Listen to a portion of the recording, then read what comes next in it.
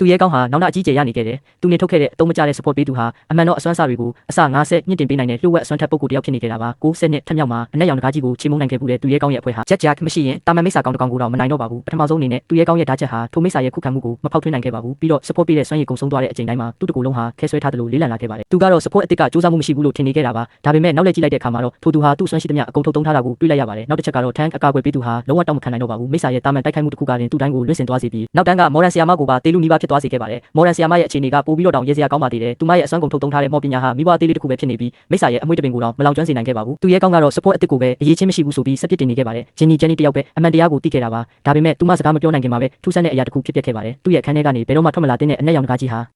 သူတို့အရှိတက်မှာပေါ်လာခဲ့ပါတယ်။အနက်ရောင်တကားကြီးဟိန်းဟောက်လိုက်ပြီးသူတို့အဖွဲ့ခက်ခက်ခဲခဲရင်ဆိုင်နေရတဲ့မိစ္ဆာကောင်ကိုအသားလေးနင်းချပစ်လိုက်ပါတယ်။အကောင်းဆုံးနည်းလမ်းကတော့ချက်ချင်းဆုတ်ခွာဖို့ပါပဲ။ဒါပေမဲ့သူရဲကောင်းရဲ့အဖွဲ့ဟာတတိလက်လွတ်ဖြစ်နေခဲ့ပါတယ်။အနက်ရောင်တကားကြီးကိုတစ်ချိန်နိုင်ရဘူးတော့သူတို့သာအတီလင်းတိုက်ခိုက်ရင်နိုင်ဦးမှာပဲလို့ကန်းပိတ်ယုံကြည်နေခဲ့ကြပါတယ်။အနက်ရောင်တကားကြီးကတော့သူတို့ရဲ့ရိုးအယူဆကိုအစစ်မှန်စွမ်းအားနဲ့ချေမှုန်းပြလိုက်ပါတယ်။ထိုင်းခါနဂါရဲ့မှုတ်ထုတ်လိုက်တဲ့တိုက်ကွက်တစ်ခုကိုတော့မခံနိုင်ပဲပွဲချင်းပြီးတိတ်ဆုံးသွားခဲ့ပါတယ်။သူရဲကောင်းဟာထိတ်လက်တကြားနဲ့နောက်လက်ကြည့်လိုက်တဲ့အခါချက်ထက်ပိုးတော့တယ်လို့သူထင်ခဲ့တဲ့ support အစ်စ်ဟာကြောက်လန့်ပြီးတုံးလုံးချောက်ချနေတာကိုတွေ့လိုက်ရပါတယ်။မော်ဒန်ဆီယာမကြာမြင့်စွာရွတ်ဖက်ပြီးထုတ်သုံးလိုက်တဲ့ ultimate စွမ်းရည်ဟာလည်းအနက်ရောင်တကားကြီးကိုဘာမှမထိခိုက်စေနိုင်ခဲ့ပါဘူး။နဂါကြီးရဲ့တာမန်ရိုက်ချက်တစ်ခုကတင်သူမကိုစုံပြတ်တကောင်လိုလွင့်စင်သွားစေခဲ့ပါတယ်။ဒဏ်ရာရသူတွေကိုကုသပေးနေရင်ဂျင်နီကသူ့ရဲ့ကောင်းကိုစုပ်ခွာဖို့တိုက်တွန်းခဲ့ပါတယ်။ဒါပေမဲ့သူကတော့စက်တိုက်ချင်နေတော့မှပဲသူ့ရဲ့စွမ်းအားတွေကိုအမြင့်ဆုံးအထိမြင့်တင်ပေးဖို့ပေါက်ပေးဖို့အမိန့်ပေးခဲ့ပြီးအနက်ရောင်တကားကြီးကို